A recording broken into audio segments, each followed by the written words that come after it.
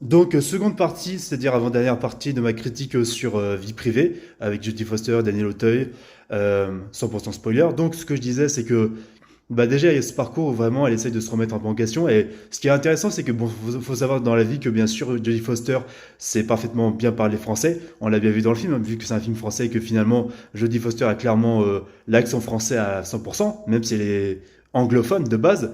Et ce qui est intéressant, c'est que elle arrive à très bien retranscrire le côté caractéristique et caractériel et assez susceptible et colérique et comment dire un peu agacé et susceptible de Liliane.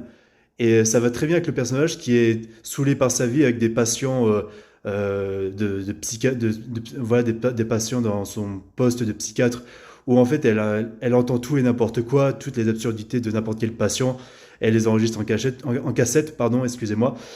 Et voilà, le fait que Jodie Foster parle aussi bien français, elle arrive à bien retranscrire ça de ce qui peut être caractéristique de certaines Françaises, tout simplement, en termes de façon de parler de certaines personnes, hein, même en général.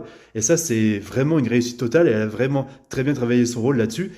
Euh, Puis voilà, j'ai envie de vous dire, c'est un film qui reste simple, c'est un film qui reste efficace. Excusez-moi, j'enlève juste mon casque de la table, je me permets juste. On s'en bat les couilles. Donc en vrai, c'est un film.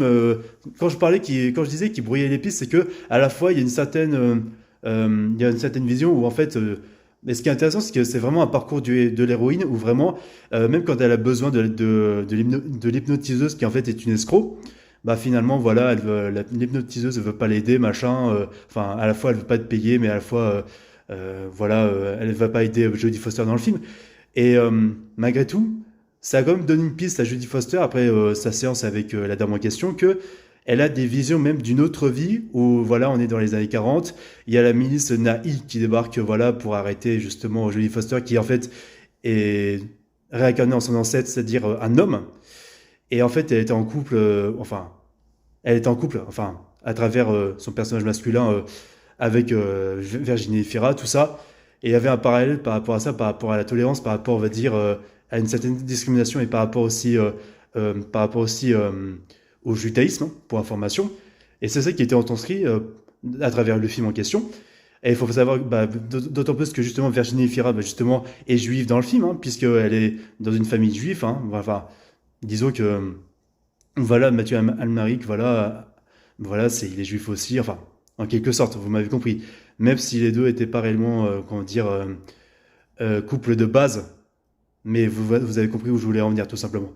Donc, on va passer à la troisième et dernière partie de cette critique.